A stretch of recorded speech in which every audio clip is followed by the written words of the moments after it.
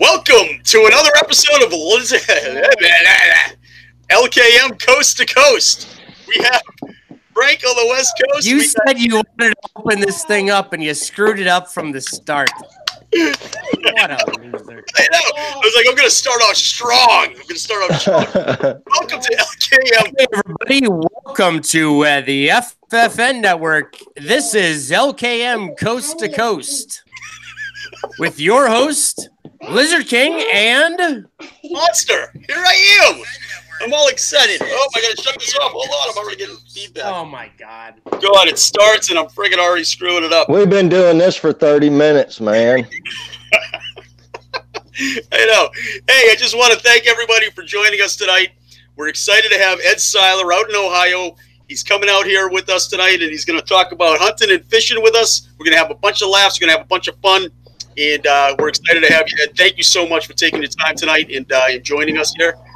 We got Lizard King out on the West Coast right now. Who knows what he's going to say or what he's going to do, because it's been a lot of work the past 30 minutes trying to rein him in.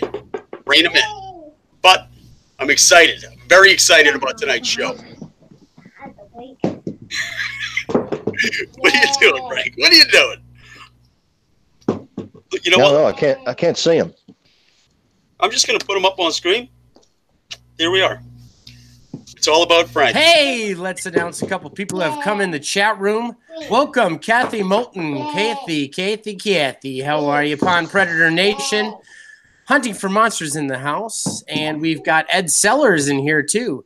Hey, maybe Lizard King Fishing would type something right there. Jennifer Prickett. How are you, Far Out Foods? Welcome to the chat, Mr. Hard Charger. Jerry, my main man from Indiana. Jerry's a kayak bassin fool. How are you, Jerry? Thanks for coming in this week. You are the man. Can't wait to see you. Kevin Cantrell, Will's dad, as you know him on Twitter. He's here.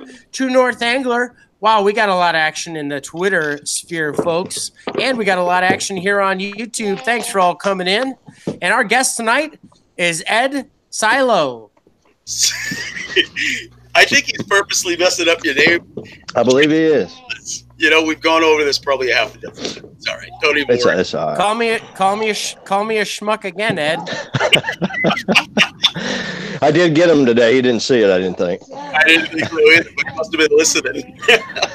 Gotta love it. So yeah, I want to start off the show tonight with a little something. Everybody, make sure that you're hitting that subscribe button for us. Make sure you're hitting the like on this video. And it's awesome if you would just hit that bell notification so that you can always keep up on everything here at the Fishing Family Network. Remember, this is your family network, and it's all about you. So hit that bell notification, and make sure everybody's loving each other up in that chat room. We got a lot of awesome people that are coming to our chat, and for sure. Take it away, Monster. I actually wanted to talk about that for a second because I've been doing a little bit of research. I'm a little nervous about these chat rooms because I'm watching these channels, and a lot of people are saying, you know, you're not supposed to say subscribe in the chat room. You're not supposed to say, I got you. You're not supposed to say anything like that. I don't believe it's true. I actually did some research on it, and like everybody, subscribe to everybody that's in the chat room. It's actually it's a great place and opportunity for everybody to grow their family, grow their subscriptions. Go ahead and say it. You know, Google and YouTube, they actually want people to grow their channels because that's more advertising and it's more of a base for them. So by not subscribing and by not saying those keywords, I don't think that's 100% accurate, because Google and YouTube, they want you to grow because that's how they make their money as well. So feel free to subscribe to everybody in that chat room. There's a whole bunch of great people with great channels out there, and everybody needs to grow as well. So go ahead and subscribe to everybody that's in that chat room. If you haven't subscribed to us, make sure you subscribe to our channel. Hey, my Uncle Pete's in the house tonight. Peter Knipp saying hello from Wisconsin. That's my Uncle Bubba. We got ES in the house and True North Angler. Hey, nice to have you here on the live chat. We really appreciate you coming in. I'm going to start us off here with Ed Simolio. Everybody knows him as Causing Trouble on Twitter. Ed's a well, we'll say Ed's a big hunter, and Ed. I think Ed fishes a little bit too. We're not exactly sure what Ed does, but anyhow, Ed, it's awesome to have you on the show. I'm going to start you out the first question. This Thank you, is sir. something Glad that to be here. everyone's. I really appreciate you taking time out of your busy schedule. Everyone, you know, it's talked about in the chat rooms. It's the big buzz on Twitter. Everyone's concerned. It's all the rage here on Twitter here is everybody wants to know, Ed, is how do we pronounce your last name? Seiler.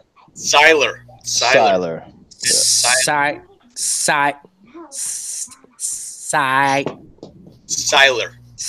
Seiler, yeah. Seiler.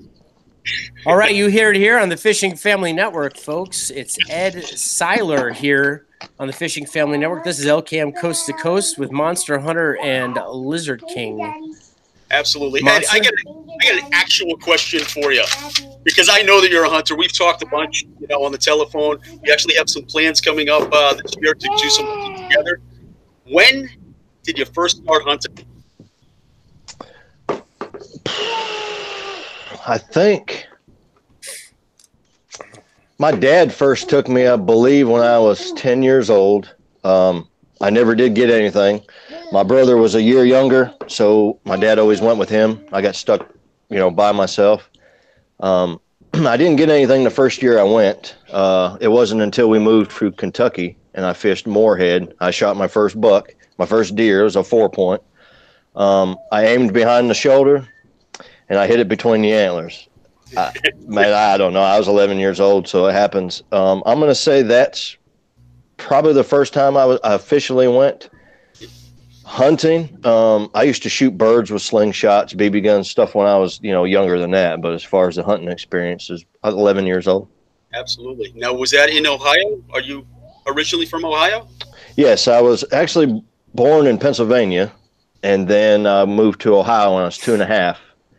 And stayed there until 1995, I believe. And I was young then. Then I moved to Kentucky and several other places, and now I'm back to Ohio. Excellent. Just about four hours away from where I used to live. I used to live in a very far northeast corner, Ashtabula County, and we fished a lot in Lake Erie up there. Wow. Fantastic. That's great stuff, Ed. Well, thanks, Lizard. It's going to be one of those shows tonight, ladies and gentlemen. Just so you know, it's going to be a very, very difficult show to watch, and even a more difficult show for me to get through. But we're going to try and get through everything we can tonight. First of all, I want to say thank you to all the sponsors tonight. We got a whole bunch of great stuff to give away. We'll do it throughout, but Marty's Lures. We got Cranking Custom Baits. We have some Cowboy Coffee Chew, some Jack's Lures. We're gonna do it all tonight. It's we're excited about this stuff. So got some Marty Lures, some Cranking Customs. Got some Cranking Customs to give away. Excellent. We might even do a little fishing. Oh, Jesus. Again, one of those days. How's everybody doing out on the chat? See the Marcus Schwarm just got here. We got Jason Sachaki. We might even give someone some deep rub. Give him a deep rub. Oh, absolutely. Deep blue rub. Want to say hello to Mr. Hart. A couple more shout outs. We got Blue Collar in the house, and Jackson got just saw Jack showed up. Yeah. We got Marcus Schwarm. What up, Jack Van Fleet? That's right. And I just want to mention, if you didn't get a chance, this is a blockbuster 2-day situation that we got going on now. We got Kelly who does his live stream on Sunday nights, and then we do ours on Monday night. You just pretty much can't stop watching YouTube at this point. Last night, if you didn't go see the cops bust in on Tim, I know his name is Drazzle, but he's my brother in Lizard, so I like to say Zadrazzle. I know, but I say Zadrazzle because he's my brother in Lizards. If you don't go over and check out Blue Collar Fishing's episode last night with Tim and the cops busting in on him, you're missing something, let me tell you. Absolutely. That was a great episode. I actually enjoyed last night. Tim was a fantastic guest. Just a vat of knowledge, that guy. You know, he's been fishing for years. He's been fishing professionally now, 12 seasons. That's he doesn't call himself a professional, but, you know, I do. I call him a pro. And, yeah, he was a fan. Tim is generally humble in life. Yeah. I've just started watching the MLF, Major League Fishing. So I'm excited to see him next year. Absolutely. Definitely watch it. Without a doubt. Without a doubt. Yeah, well, he's not going to be on the MLF because he's on the FLW, so try and keep up, Ed. Oh, geez, FLW, that's right. See, I didn't even catch that one. That's all right, Ed. I got that one, too. So it's the FLW next year? Next year. Yeah. Okay. Yeah. So, exciting stuff. I see a lot of beverages being drank tonight, which is fantastic. I've got a question for Ed. I bet you do. There's been a lot of people that have direct messaged me and are deeply concerned. They're not exactly sure, but there's a ton of people on Twitter that have been talking about it for, I don't know, months now or whatever. There. So what exactly is an acorn? An acorn? It's a nut, very beautiful nut. They come in all sizes. And the deer love them. Squirrels love them. Now, if you want a corn, I've got a cob in the freezer. Oh boy, it's gonna be one of those nights. That's it. That's a good Ned. Yep. It's just not working. And as far as acorns are concerned, the deers love the smallest ones the best. The smallest acorn. That's right. Yeah. That's right. Yeah, they're sweet. The small ones are sweet. I won't eat one to find out. I'll take your word for it. You know, Ed, that brings me to my next question. So before we get serious here and dig in onto Ed Seiler here, everybody stick around for the entire menagerie because we're going to be giving away. Ed's mother-in-law's in the house. Nice. I was waiting. There she is. Language. We're going to have to watch her language. No, look out. They're good folks. They just like us. Marty McKinney, welcome to the show, and Tammy Ditto. And Katie. Oh, hey, my sister-in-law, Katie Turner. Katie Turner's in the house. Oh, that poor girl. Hey, Katie, how are you, Katie? Yeah, she's from Indiana. Hey, Macy.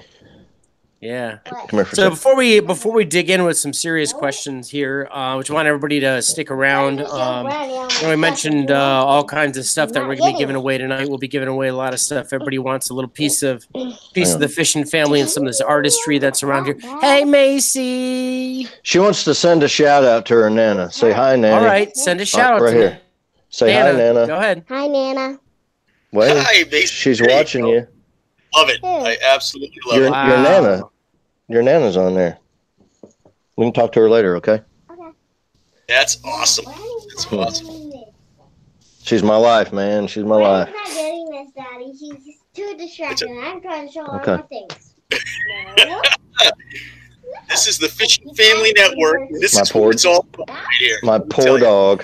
I love it. It's about kids, and nanners. That's right. Mm-hmm. Tell you what, that girl loves her Nana, boy. I bet. Yeah. Stick around, everybody. We're going to be giving away lots of prizes throughout this show. We love to spread around some of the artistry here in the fishing family. Absolutely. And so stick around. We're also going to have, of course, our bucket list, or what we call our lightning round at the end for Eduardo. And we also have our mystery prize at the end. Everyone likes our mystery prize. Last week's mystery prize was a signed pink crankbait from Aldo Rosado. If you're not familiar with Aldo Rosado, Aldo's a member of the fishing family. He's probably the winningest fisherman in the history of the world, as far as we know. And at some point in time here in the future, the Fishing Family Network is going to actually have Aldo Rosado on as a guest. So you all need to stay tuned. Make sure you hit that notification button, because sometime in the future, you are going to get a chance to see us interview Aldo Rosado himself. It's going to be groundbreaking, Monster. You better make it longer than an hour and a half. Oh, yeah. That kind of knowledge. The questions? I can't even imagine the questions. I can't even imagine. But I tell you right now, with the amount of knowledge like that Aldo Rosado has, we'd be crazy not to have him as a guest. We'd be crazy to not try and get him here on LKM Coast to Coast. But yes, he's the self-proclaimed greatest fisherman ever. So, yes. Why did Fishing in the Dark just go live on Periscope? He should be watching our live cast. Oh, no. Did he? He's such a great guy. Let's talk about that organization. Excuse me. Fishing in the Dark is a fantastic veterans organization. We got Vivasser Outdoors just joined in. I've never seen Vivasser Outdoors. I think you're new to the show. Hey, how's it going, Vivasser Outdoors? Thanks for coming in. Let's start with some serious questions for Ed. We've had a little fun. I'd like to play with the Eduardo a little bit. Actually, Frank? Yeah, you can call me Lizard. Well, Lizard. Unless anybody wants to know my real name and my real address. You live in... I actually have Utah, right? In the gun Utah, right? Utah. Yeah, Sonny was about to talk about Fishing in the Dark. I want to hear a little bit about them. They're great folks. Actually, if you don't mind, I'd like to talk about them as well. Fishing in the Dark is a veterans. You want to talk about Fishing in the Dark? Yes, I'd like to talk about Fishing in the Dark. Fishing in the Dark is a veterans charity that he's taking veterans that are, different levels of veterans, where some guys are having a little bit more trouble than others coping with civilian life. And Ed over at Fishing in the Dark, one of the founders of the organization, doing a fantastic job getting guys out fishing, getting their mind off of their everyday situations and some things that are really tough to deal with. They take them out fishing. They set them up with a nice setup of gear, and they're able to just show the veterans that there's still people out there that care about them. There are still people out there that are willing to put that extra effort in for our veterans. They did the same. They put their time, they put their life on the line for our freedoms. In Amen. They deserve it. So, amen. Fantastic organization. If you're not familiar with it, I highly suggest you follow them on Twitter. I know that they have a website up as well. It's fishinginthedark.org, I believe. Check them out. It's a great opportunity to give back to the veterans through what we all love, which is the sport of fishing. So hands down, Ed's a great guy. Fantastic organization that he's running up there as well. We lose 22 veterans a day to suicide. I lost my brother-in-law to veteran suicide, Lizard Queen's brother. Terrible, man. And it's a real thing, folks. It's a real thing. And if we can do anything, and so do what you can. And what do we know best? We know the outdoors, right? We know hunting. We know fishing. And so getting these young ladies and young men. Make them understand that people still care about them and that there's a world here beyond the world of war.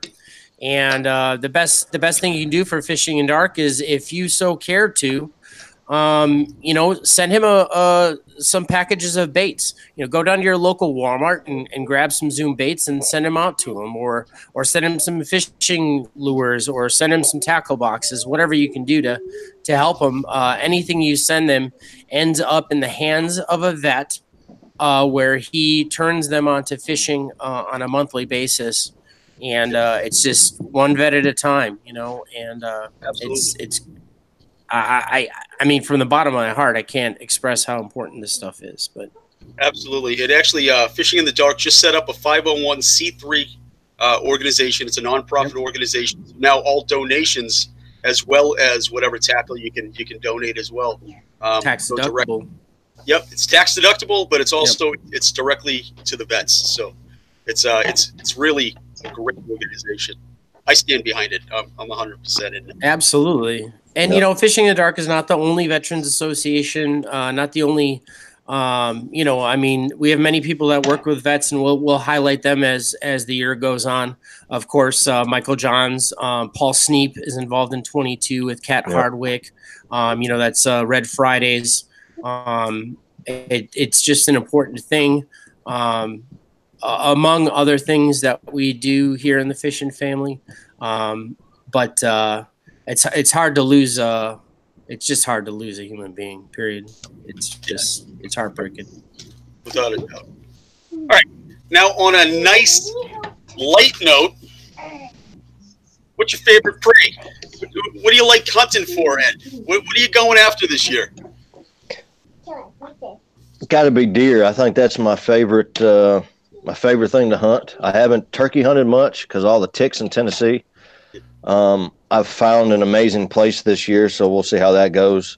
I'm sure it's going to be more exciting. I've done real well hunting in Tennessee. I have a really good spot. Here in Ohio, man, it's killed me. This second year in a row, I've had to throw a tag away. Man, the seasons have been changing. All I've got is public land, and Ohio folks don't hunt like normal folks. They sit 60 yards from each other. It's dangerous. The season's only, I think this year it was 6 days, and then it was out for a week, and then come in 2 days, and everybody waits for those days, and everybody just piles in on everybody. It looks, some places, no lie, they look like an orange pumpkin patch. And there's just so many. So I try to bow hunt as much as I can. I think that's, to me, the most fun. I can't shoot a compound bow anymore because my shoulder's messed up, so I shoot a crossbow. But man, you can't beat that feeling of them jokers coming in 10 yards, standing under your stand, or I've had them walk in from 100 yards, and I get so excited, man, my legs start shaking. I got to sit down. That's the best feeling in the world, man. I love that. Yep. Absolutely. Stuff.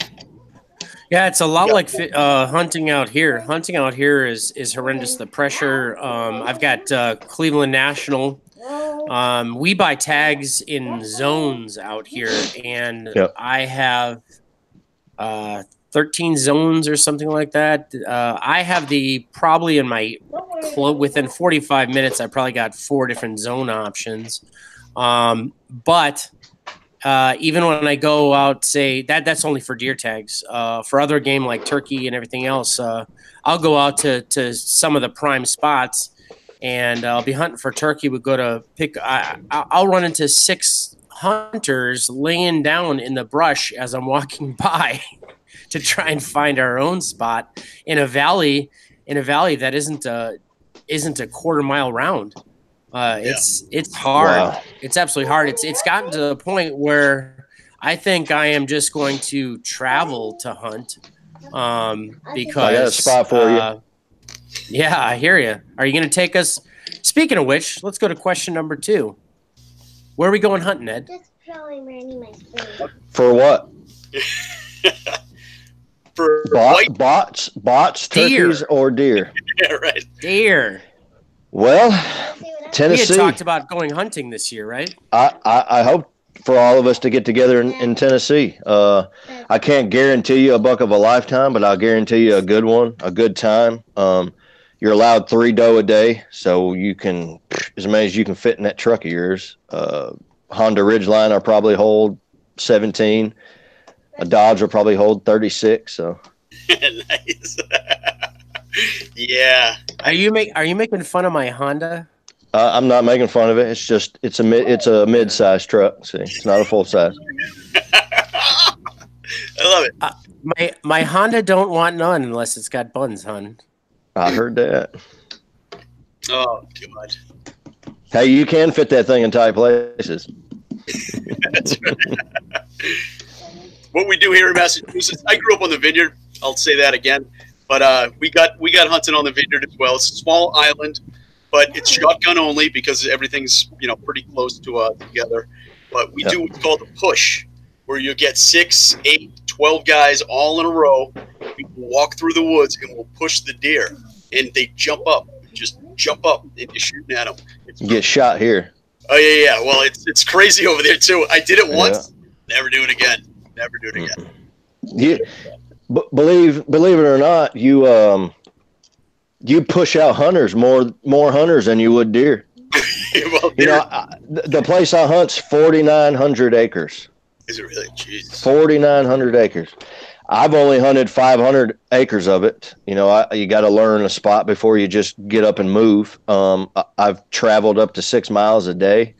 The season changed on me. I didn't read the book. So those of you that are new to your state or are looking for another state, I highly recommend you read the book. An acre? An acre of land. It's 400 feet by 400 feet. If I know. Yeah. Yeah. I thought it was something that dropped from an oak tree. No. God. We don't have many oak trees on that property. It's mostly pines, brush thickets, and ponds. Yeah. Man, late season, they disappeared. I read, I had a game warden tell me after December 2nd, you're only allowed a buck, which to me, every hunter is, nothing bad about anybody, but, I went into this season in hopes to shoot a big buck. I would have rather have shot a big buck than to shoot a little one. If you shoot a little, it's all about the experience. So, I mean, if a 4-point walks out, man, lay it down. It's meat for your family. The experience is there. I mean, if you go hunting 20 times, you don't see nothing, then he walks out. I mean, lay him down, You're never going to hear me gripe to anybody about it. But then after December 2nd, it's buck only. You can't shoot a doe. So I was switching cameras once a week. I never got a daytime picture of a buck. They were all little. So to me, I think supposedly they're trying to put more deer in the public land and not shooting a doe after December 2nd because it's a potentially bred doe. Well, if you shoot a doe in September, that's a doe that could have been bred anyway. That doesn't make any sense to me, but so now, like say next year, I need meat from my freezer. If a small buck walks out, I'm forced to shoot it, and I hate it. I don't like that rule. Yeah. But I mean, it is what it is. If I would have known, I passed on 3 bucks this year.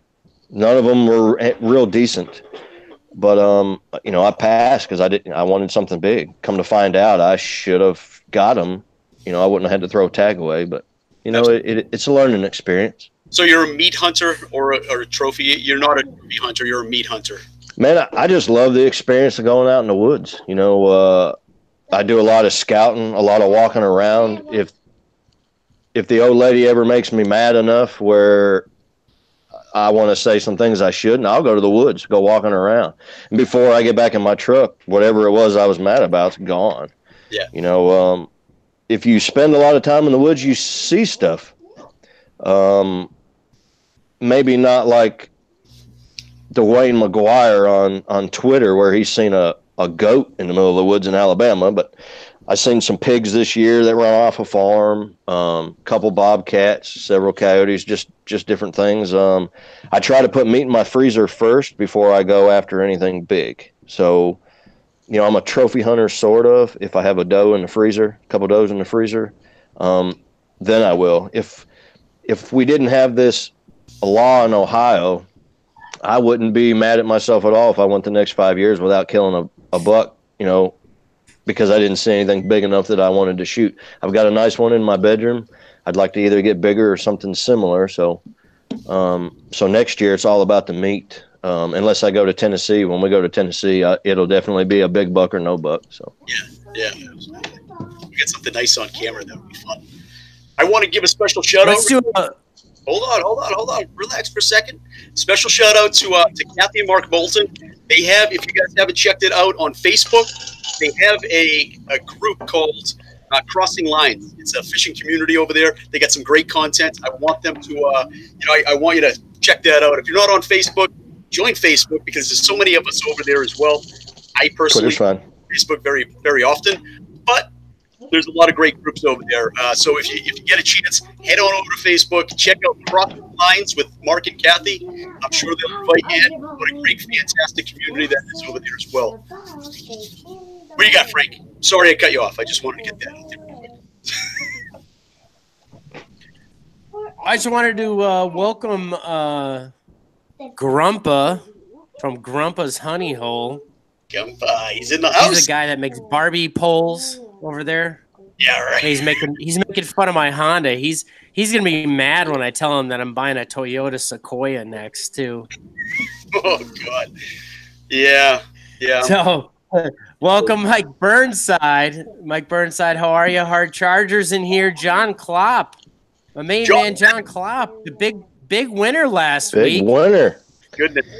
He got the pulled pink lure, I believe. He pulled a Mike Burnside in week number 2. I know. And OTF's in the house. Right, son. Hey, buddy. How are you?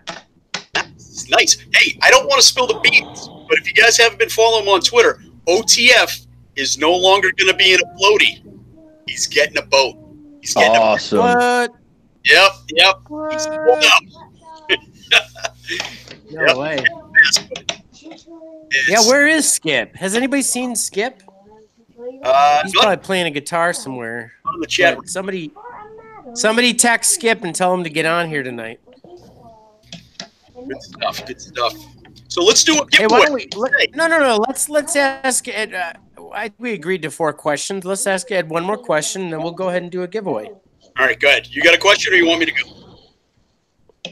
Go ahead and ask Ed a question. All right, Ed. I got a question for you. What's on the horizon for 2019? Hunting, fishing. What are you doing this year? Well, I've been saugeye fishing a little bit lately. I caught 2 not too long ago. One, nothing real big, 15 inches, which to me is the perfect eating size. You get them much bigger than 20 inches. They taste strong. You know, and saugeye is just like walleye. It's a flaky meat. It tastes great. So I'm going to try to pursue the bass fishing side of Ohio more this year than I did last year. It literally kicked my butt, man. I never caught a fish until probably August. You know, when the water was hot, they were in shallow. I was catching them off of lily pads and stuff like that. But as far as anything else, I don't think I've caught a fish in Ohio other than on a topwater bait. It's just hard, these lakes that I got around here. And I got one lake not too far from the house. It's not a lake. Somebody's fishing. And it's more or less a Metro Park pond. And I'm telling you what, man, it's the hardest place. I have caught bass from there off of soft plastic. I take that back. But, man, all of them were probably half a pound. I mean, nothing big. Right. So probably more bass fishing. I might try to get into some crappie. When I first moved here, I didn't have my kayak. It was at my sister's house. So I plan to be on my kayak a lot more. A lot of these places, you run out of places to fish on the bank.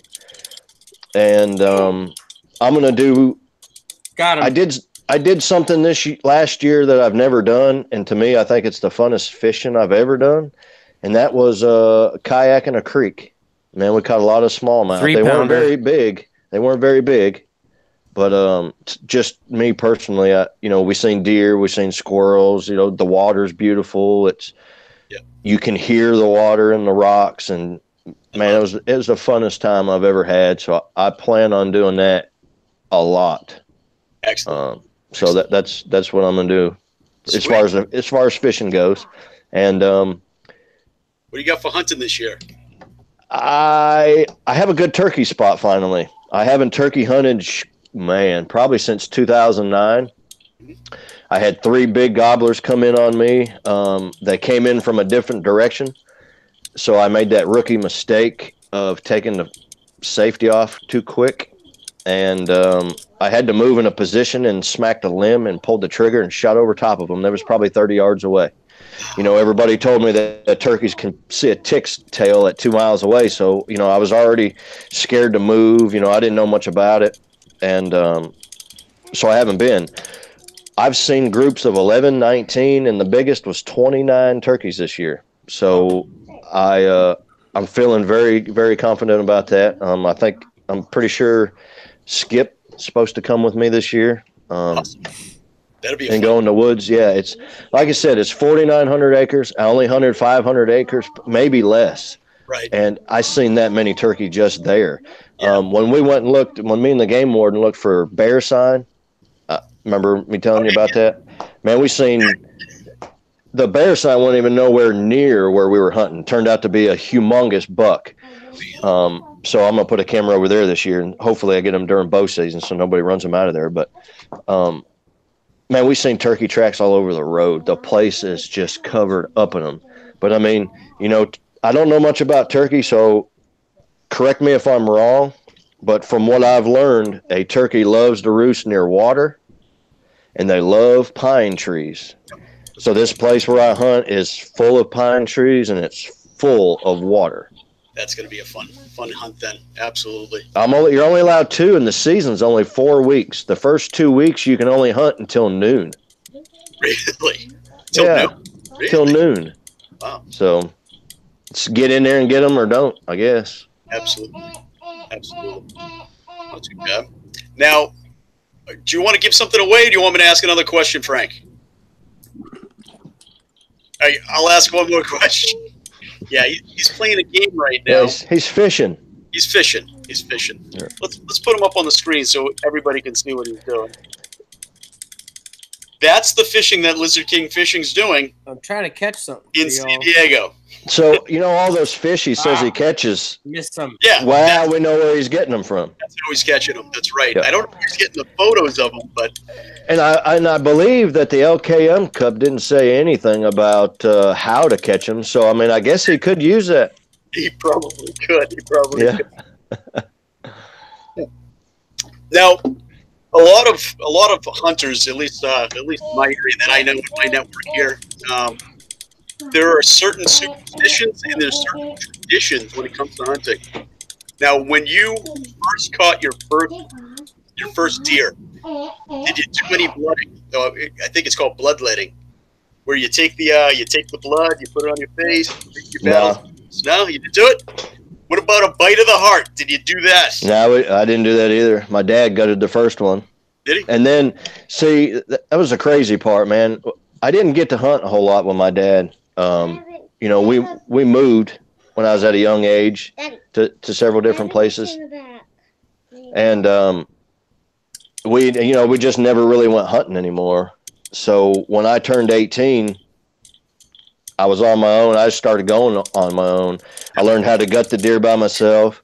I learned how to process the deer by myself. I've been processing deer since I was 18. I don't let nobody do it. I'm funny when it comes to my food. I don't like nothing nasty on it. I don't want no silver skin. I don't want no big fat arteries I can almost see through. All that stuff's gone. I make it 100% clean. Yep. So it takes me a little longer. I do throw a little more away, which kind of sucks. But I mean, people have come over to eat and seen the meat I've prepared, and they're like, "Wow, who did that?" And it's like me. So you know, that deer was the only deer I ever got with my dad. So, you know, it was nothing. I don't know that I would do that. I might put some blood on my little girl's face if she ever gets one, but I sure won't ask her to bite the heart, though. Oh, that heart's the delicious part. You cut those up into steaks and grill those dogs up? Yeah, I've never had them. I've seen people do it, but I've never tried it. Oh, my goodness. The heart is delicious. Oh, be mad at me if you want. I understand. I'm mad at myself for it. But up until probably 2011 is the first time I've ever kept a deer neck. You know, you go to clean the meat off of it, and there's really nothing there. You know, you can't get into all those nooks and crevices with a knife. And, you know, I either gave them away or, I mean, I threw them away. I didn't mess with it. I took a little bit of what I could off of it. You know, it just, you know, all that yellow stuff in there, everything looked nasty. So I never messed with it. Well, I went to work. I was laid off and went to work at a processing place that processes deer, and I learned a ton. I'm glad I did it. And the lady said, you want a neck to take home? And it's like, nah, I'm good. There's no meat on there. And she was like, are you kidding me? And then she was telling me different ways of doing it. So I was like, okay, I'll take it. So I took it home and I cooked it, and I brought it to work the next day. So if I didn't like it and it was messed up, they had to eat it, you know. I'll never throw another neck away or give one away. They're mine, buddy. Delicious. I know. I throw them in a crock pot with potatoes. I get the red potatoes, just cut them in half. Put them in a crock pot with the baby carrots, a 2-pound bag of baby carrots, about 3 onions, cut them up in 4s. If you cut them up too small, they just disintegrate. And cream of mushroom soup. Read the can. So if you're using the big can, you know, it says add 1 can soup, 1 can water. Well, add up all the ounces of fluid that you've used and match that with a beef bouillon cubes or beef base. And let that joker cook on low for 8 to 10 hours. And I'm telling you, man, it's the best stuff you've ever had.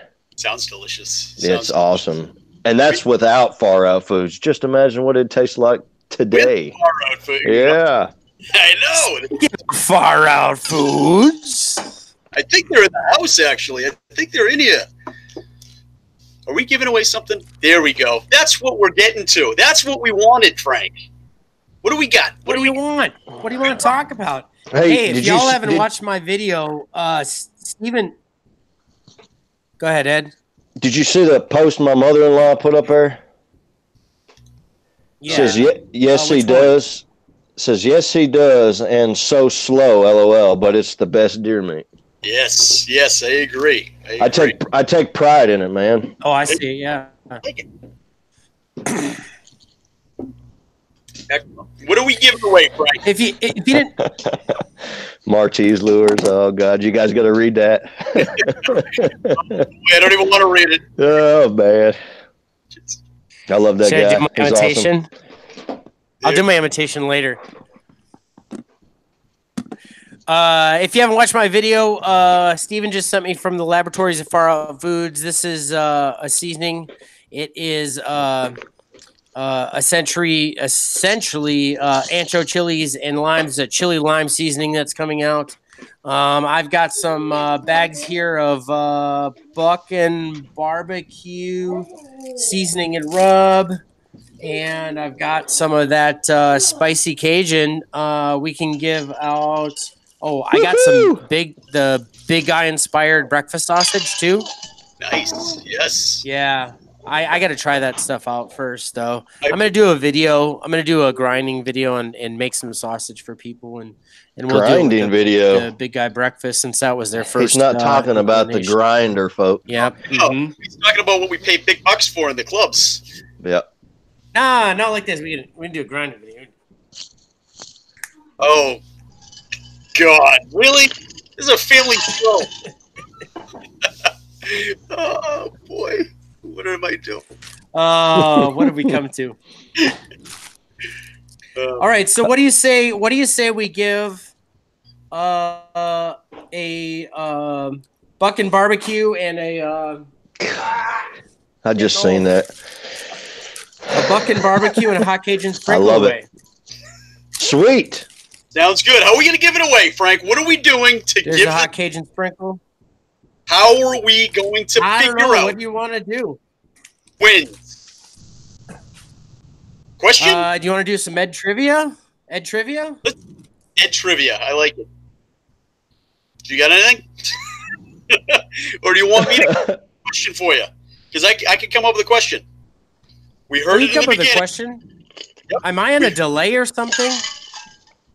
God, if we had you on. You're on a delay on my right, but I can't see nothing but monster in front of me. That's right. See? Because I'm much better looking anyway, so that's all you need to see. I'll tell you what. Let's do some Ed trivia or trivia or whatever. You come with a question, I'll put down a number, and that many. I'm picking a number right now between 1 and 10. Okay, I got a number written down, so you go ahead and ask a question, and that numbered person down the line is going to go ahead and win themselves a couple of samples of Far Out Foods. We've got the Cowboy Coffee Chew Man, at least that's what his kids are calling him, inspired Cowboy Coffee Chew, Far Out Foods, Buckin' Barbecue Seasoning, and we also have ourselves some Hot Cajun Sprinkle for you, my friends, out there in TV land. God, we got holy cow, we got 104 people on here tonight. How come are you muting me? No, I'm not muting you. Mine says 104 people on here tonight. No, we definitely don't have 104 people. I was going to say, mine says 24. Yeah, the wife actually got off the couch when she heard that. We definitely don't have 100 people. We don't even have 100. That'd be awesome. Hey, guys, you'll get there. You'll get there. I tell you what, why don't we do it this way, Frank? We're gonna ask a question. Look at them. They're already throwing up numbers. No, well, we don't want numbers, and that's the thing. You already confused everybody. What we're going to do is we're going to take the number between 1 and 24, all right, because we got 24 current viewers, and whoever gets the right answer will go down, all right? We'll go down. So pick a number between 1 and 24, and then I'm going to ask a question, and whoever comes up with the right answer will just go down the list. You know what I'm saying? No. Don't even worry about it. You know what? Do it yourself. Hey, Little Rancher joined us tonight. That's awesome. Hey, yes, it is, Little Rancher. Awesome. How's it hey, going, Little buddy? Rancher. Oh, hey, Fat Guy Outdoors. Hey, Fat Guy. I'm not talking about you, Uncle Pete. I'm talking about Fat Guy Outdoors. Fat Guy Outdoors. I got a question. When PBR. Yeah. What age did Ed Seiler start hunting? Go. Ooh. Ed Seiler start hunting. You already told us this in the beginning. All right. I know. Answer. That's right. What age did Ed? Jack Van Fleet said 16. No. Martise said 12. Oh, close. I wasn't talking to you, Marcus. I believe Kevin can't tell. Can't tell. It's Cantrell, but on his it's Cantrell, actually Cantrell. yeah. That's what I thought. It's Will's dad. Absolutely. Everybody knows Kevin. Congratulations. Hold on. Was he the first? Are we just doing the first person? Yeah, the first person to get it, I guess. Because you guys didn't want to. Who got the first? Who got the first one? Kevin Cantrell. Will's dad. What? Right? Actually 10, right? I thought you said. But you just told. It was 11, but actually, I believe Mr. Klopp got it first. John Klopp? Did he really? Yes, he did. See 13. Hold on. Let's go back. You done screwed it up because the second we started saying we were going to give something away, people just started throwing numbers up. I think John got it again as well. Yeah, John Klopp got it again as well. No. Good job, John. We're going to send it to John and Kevin because I'm not sure who won. All right. There you go. All right. Okay, here we go. We will get this refined, but Kevin Cantrell and John, repeating the Mike Burnside, Klopp. He's just on fire. You're both going to get yourself some Cowboy Coffee Chew and some Hot Cajun Sprinkle. Congratulations. If you guys remember, me and Mike Burnside on your second show won 2 apiece. Ha. I know. Ha ha. Kevin and John Klopp. John Klopp Eating good in the house up in there, boy. Hell yeah. and Kevin Cantrell.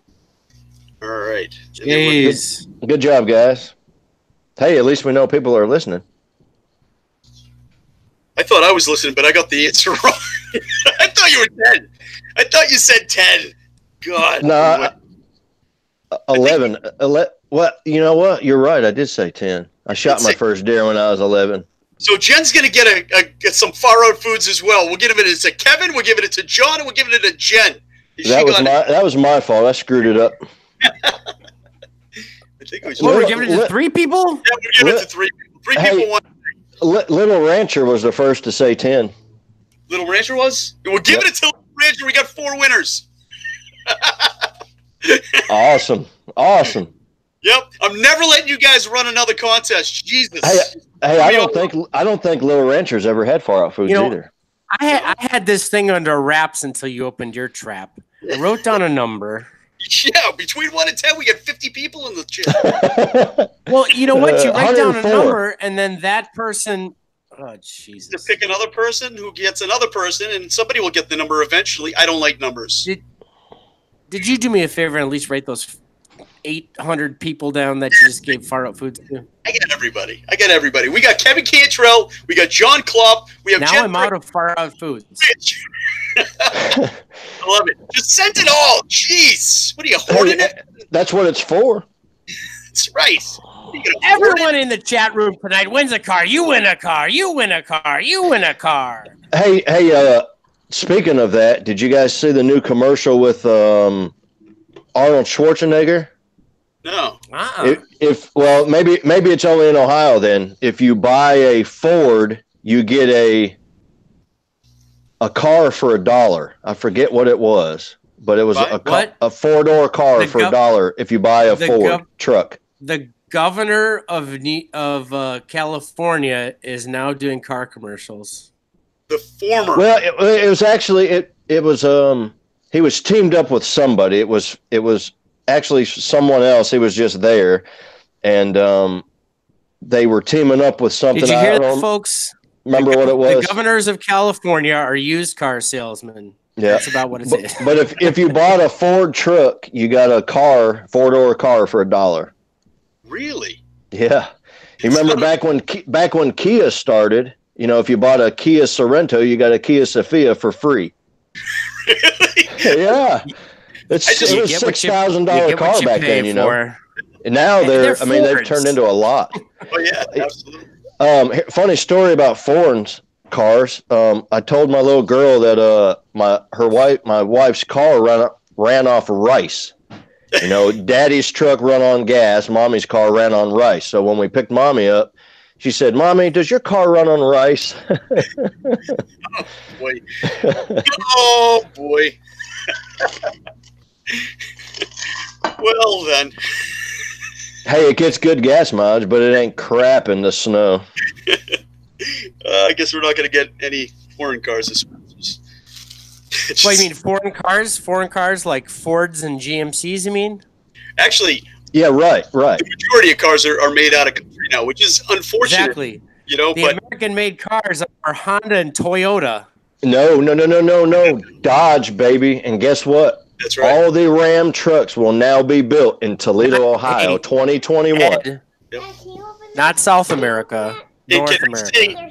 I say one thing? If you guys go over to unions.org, they have a list of all manufacturers that are built 100% in the United States by union employees. So there are still vehicles built here in the United States. I would take Lizard's little Honda over a Chevrolet any day.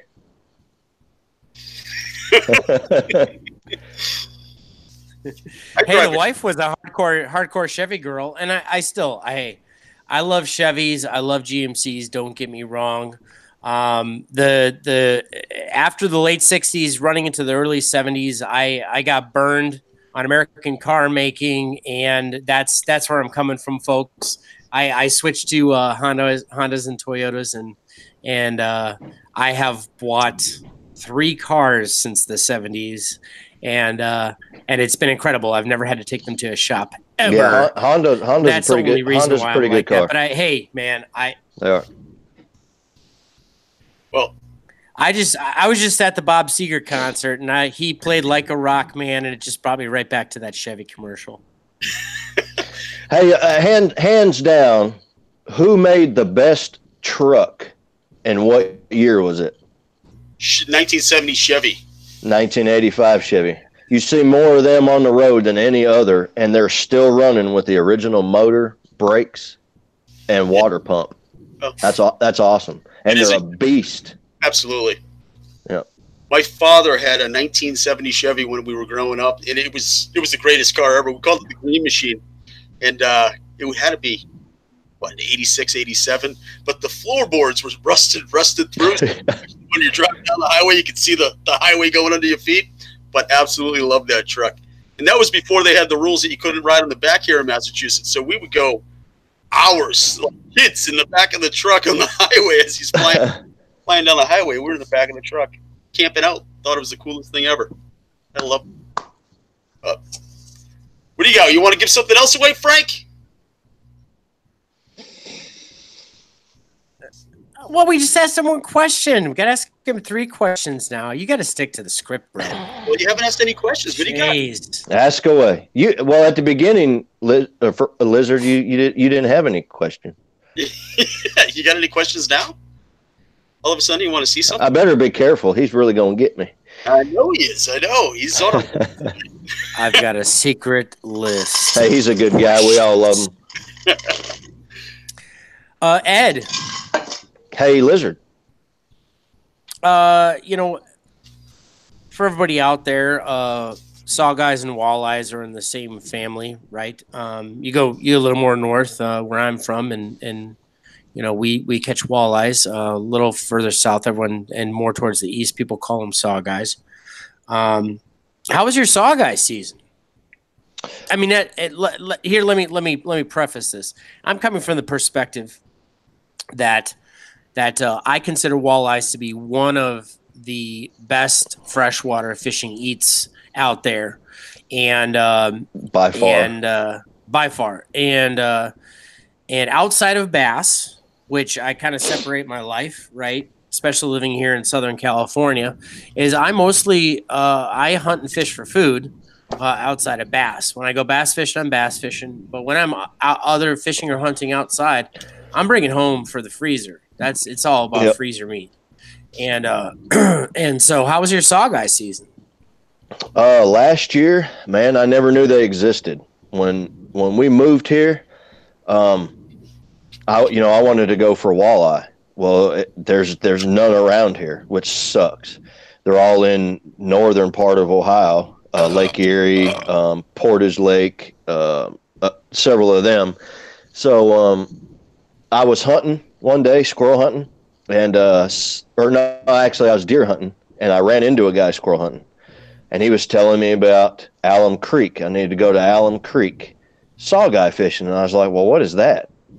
He said it's half walleye, half sauger, but they take the sauger into it more than they do the walleye in, but they never leave the bottom.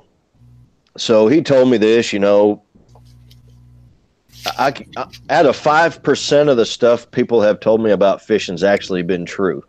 But being that, I was new to the area, I didn't have anything else to do, living in hotels was just sucked. So I went sawguy fishing.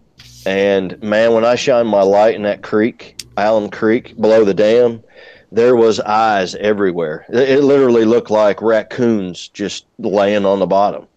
So I tried for them. I think I caught one the first night I went. I was so happy. And I went a couple of times after that, and I think I caught 5.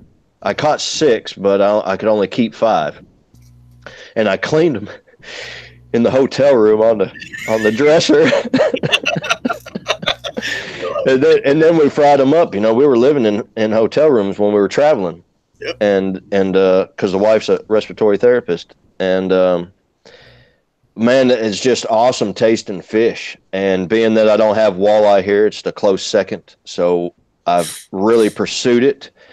but man, it took me 5 months to realize what I was doing. If it wasn't for Marcus Schwarm, a little bit of Extreme Fisher, and a couple of the other guys were just like, "Hey, idiot, use a jig." And it's like, on a saugeye, we never use jigs on walleyes. And they're all like, "Well, I mean, jigs work, blah, blah, this, that, and the other." So it wasn't until spring I started using jigs, and man, them guys weren't lying. You know, it's an hour drive from the house.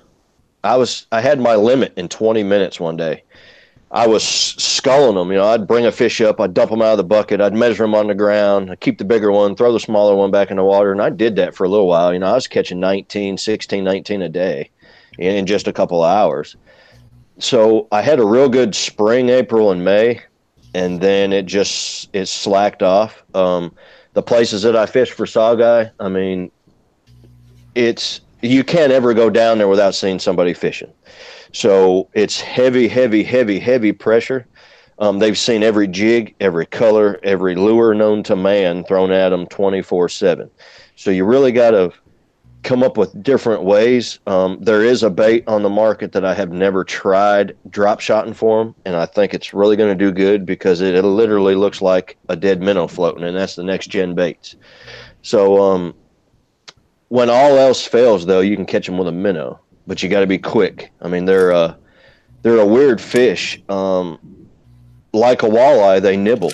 You know, I call them thumpers. When they hit that line, they don't hit it hard. They don't hit it and run. They literally just suck it in like a crappie and sit there until they're hooked, and then they go. But it's probably one of the fastest freshwater fish I've ever seen. I mean, you shine a light at the bottom, and they're on the other side in no time.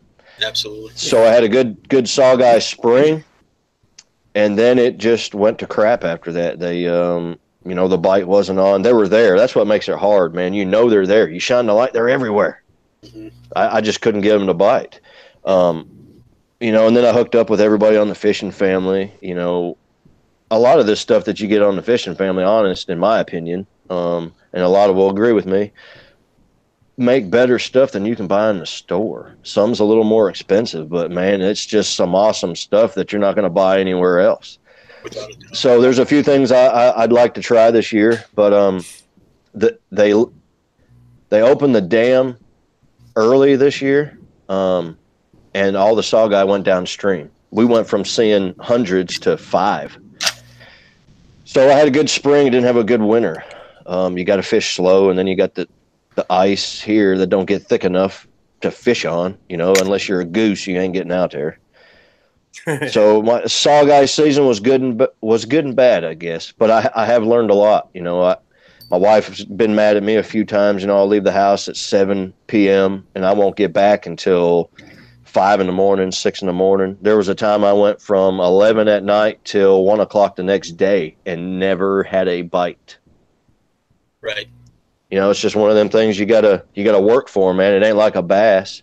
You know, anybody can catch a bass anywhere if they fish for it long enough and fish a bank, you know, in the morning or whatever. But, you know, try having 500,000 gallons of water and 1,000 bass that you can see that won't bite your lure, and then there you go. That's a saugeye. Yeah, it's frustrating as hell, I'm sure. Man, dude, it's hard. You know, you spend all that time. You know, you drive an hour, and then you got to drive back an hour. So there's 2 hours of your time to go fishing that's gone, and then you spend 4 or 5 backbreaking hours. They say muskie's a fish of 1,000 casts. I can go down there to where I fish and catch a muskie every day if I wanted to, as big as 52 inches. There's been some 52 inches out of there.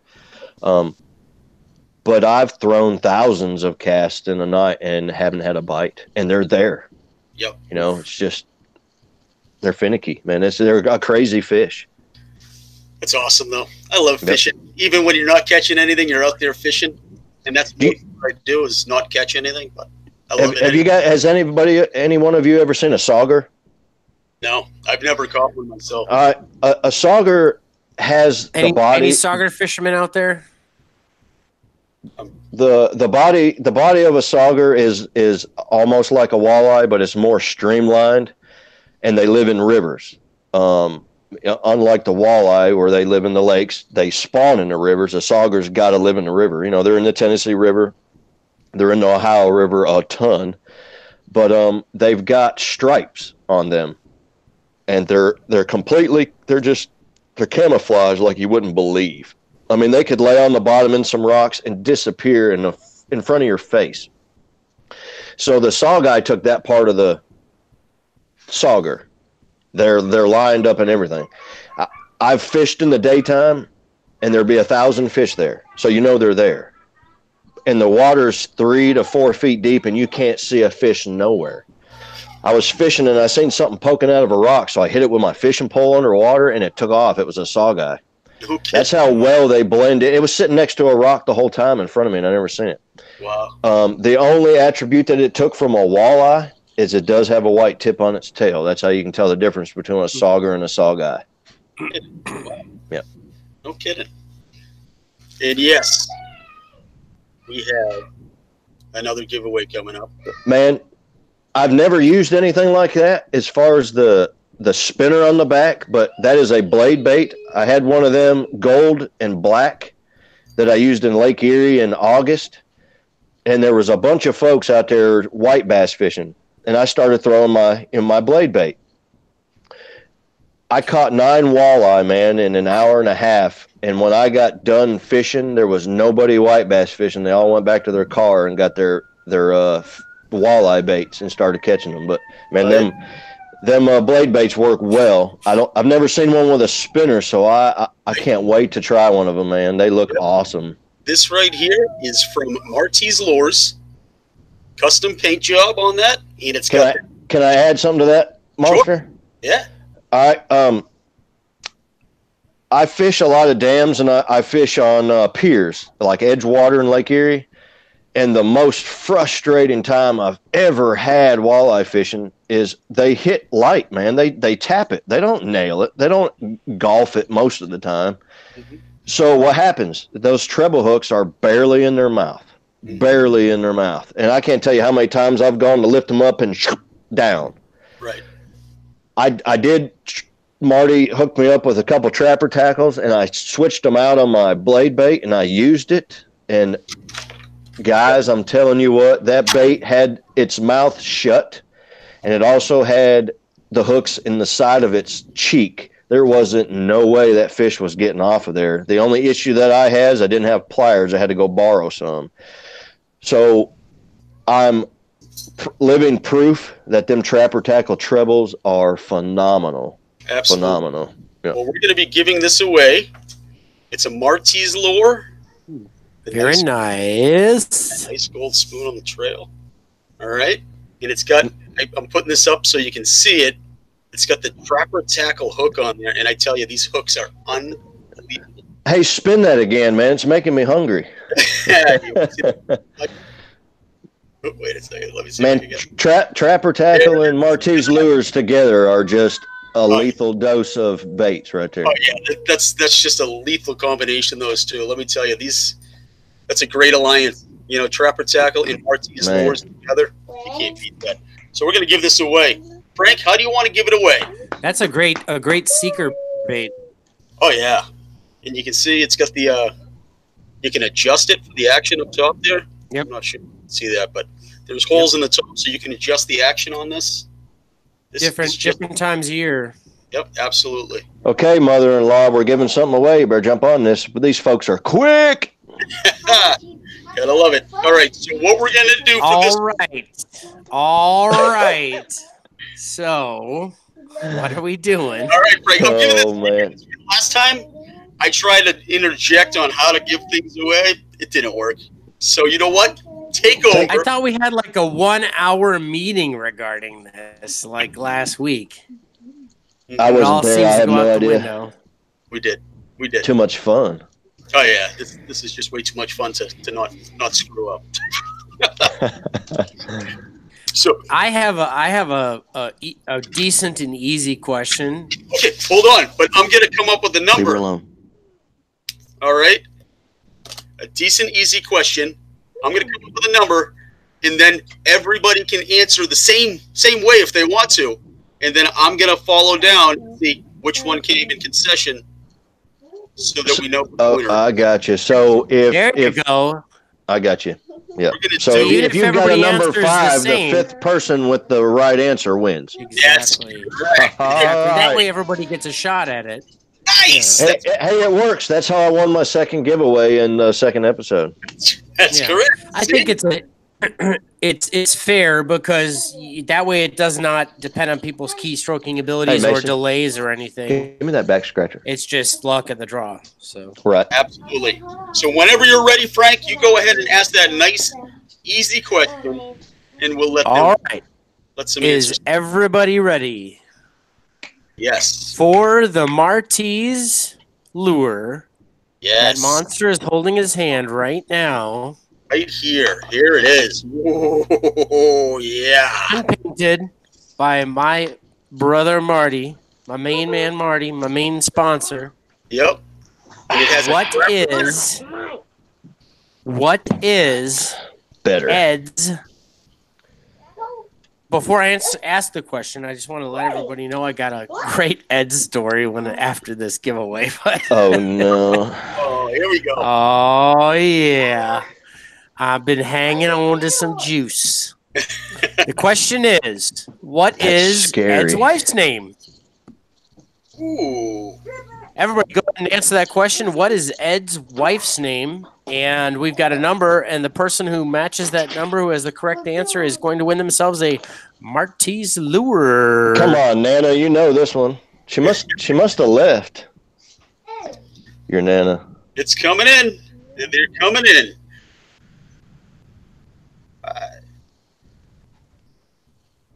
I don't know if that counts. It doesn't. Does that count? No, it don't count. Hold on, we got a winner here. We doesn't got a winner. count. The number is Oh, okay. Hold on. No, stop. number 9. Number 9 wins. So let's Hey, go. Monster. That everybody's answering wrong. Yeah, they're Almost answering everybody. There are some. There is a couple of. Yeah, there's a couple. Yep. There's one. Oh. Mrs. Ed. Nice one, fat guy, Mrs. Ed. What, you wanted the proper name? That's 2. That's 3. That's 4. That's One, 5. That's 6. That's 7. 2, 3, 4, 5, 6, 7, 8, Is there 9 here? Little Rancher got it. Who's 9? Little Rancher. I'm pretty sure. Let me check, Who? but I'm pretty sure it was him. Little Rancher. Let me see. I think Marty was first. 1. Yeah, Marty was first. That's 1, Bass Tamer was second. 2, Jerry- 3, 4, 5, 6, 7, Yep. 8. Little Rancher. Little Rancher. Little Rancher. Congratulations, Little Rancher. It's not Mandy, folks. He will call her Manda. Manda, Yeah, Amanda or but her Amanda. name is Amanda. We Oh, would have accepted Manda. We would have accepted Manda. I would But have said everybody said Mandy. too. But whatever. I guess everybody can't win that because I only got one of them. Or I would have just given them all away. Well, that just makes it more exciting. It gives everybody another chance. So, congratulations, Little Rancher. Good job. Mama, you was a little too late there. Yeah, Mama wrote her whole name, by God. security card. Manda Louise Seiler, get your butt over here. See, he still doesn't get your name right. That's all right, man. I dealt with that all year through school. Yeah, I bet. Some of the ways people said it, I'm thinking to myself, how did they get that out of there? Absolutely. Like Sailor, it's Right? I know. Gotta love it. hey, it's spelled right So on my there birth I am. certificate and my social security card. That's all that matters. That's all that matters. Go ahead, Frank. You were starting with the story. I heard it. Oh yeah. So there I am. I'm at Oh, work, no. right? It's a long week. I've worked 6 20-hour days in a row. And it's the other day, and It's empty. we set up a big training for Major League Baseball and the upcoming get- Major League Baseball you got season. two, So I'm doing some training for some folks Gatorades in the down fridge. at Petco Stadium. and then I got a meeting with some folks from this half marathon coming up, and about people still don't know. What happened? And so I get this call, and when Ed Oh man. calls my phone, I try to answer the phone. You call my phone, Monster calls my phone, Marty calls my phone, Ed calls my phone. I try to answer. It's something's going on, right? So there I am in a meeting. I'm like, I turn the meeting over to my partner, and I say, hey, I gotta take this phone call. So I walk outside in the hallway, and I said, hey, Ed, what's going on? And Ed says to me, he says, do you think it's okay if a guy goes fishing right after his wedding? And I said, what? Like the next day, Ed? Like you got married, you have the reception, you go to the hotel room, and then the next morning, you decide to go fishing? No, he goes, like right after wedding. I go, oh, so like you get married, you go to the reception, and then you have to leave to go on a fishing trip? He goes, no, there's no reception. So you get married, and in your tuxedo, you walk off and go fishing. He goes, yeah. And I go, why are you asking me? Shouldn't you ask your new wife? That's perfect. And that was the conversation I had with Ed the other day. So my question is, what did your new wife say, Ed? I'm used to it. Man, we actually we decided to get married like last week, and we didn't have a date. Didn't kind of know how we were. I wanted to do it outside. She was like, "It's cold. Let's do it in a church." I'm like, "Okay." We just found a new church. I love it. The preacher's awesome, and so we give him some days. Amanda was off. He said, I think it was Wednesday, late Tuesday, or I think it was Wednesday. He was like, well, how about Thursday at 6:30? So I'd already had planned to go and fishing on Thursday because it was the only day that we didn't have rain. You know what I mean? Had it set up with a buddy of mine, and we literally went to the church. It was just me, her, Macy. One of her friends had to take the little girl to the emergency room, so she couldn't show up. There had to be 2 witnesses. So I asked my buddy down next door that goes hunting with me if he'd be the second person, the second witness. And he said, sure, I'd love to go. So it was just him, her friend, us, and the preacher. He married us. We chilled out a little bit. I loaded the truck, and I went fishing. That's perfect. I love it. I absolutely. Yeah. I don't know. I forget exactly what she said to me, and I told her, I said, well, it's better than your father-in-law buying your mother a broom for your 1-year anniversary, And she's like, well, I guess. And I was like, well, they've been together 11, 12 years. So, right. It was just a spur of the moment, change thing. She's been wanting to get married for a while. I don't have a job. I'm a stay-at-home dad. She works. I have a couple things I want to work on. Just a few people know an issue that happened not long ago that scared the crap out of me. It would have scared the crap out of anybody. And there's just no way I'm going to let my little girl stay at anybody's house. She works midnights. If I go get a good paying job that's worth a darn, it's going to be midnights. Where's Macy going to go? We don't know anybody here. I don't trust anybody enough. We don't have the family like we did in Tennessee. So I could go out and get a job, around here making $8, $9 an hour. Then I got to pay the dang people to watch them $200 a week, and then put gas in my truck, which gets 14 miles to a gallon. I've got nothing left, and I've lost time with my little girl. Yeah. So I'm trying to start a business, do something where if the school calls and says your little girl's sick or she hurt herself, I can drop what I'm doing, not have to worry about getting fired. How much money am I going to lose? How long is it going to take me to get get to her, I can just stop, leave, and go get her, and take the rest of the day off and just pick it up the next day, or whatever I come up with, she can be with me. Right. But man, it's been a struggle. Absolutely. Moving's been rough. I bet. Honestly, we've talked about, all three of us have talked about this at great length with you all together. And, honestly, I think you should have some sort of, I should think you should get into plastics. Man, that takes we money do have to a couple start. of, oh man, we'll find some money. But here's crazy though. I got so much time to do, a lot. I put my wife through college. The first 4 years we were together, we had a little girl, 3 months after we met. So we got married, lived on our own. I was putting in 7 days a week. I think my biggest stretch was 3.5 months without a day off. 12 hours Monday through Friday, 8 on the weekends. I didn't get much sleep, had to spend time with family, had to do this and that.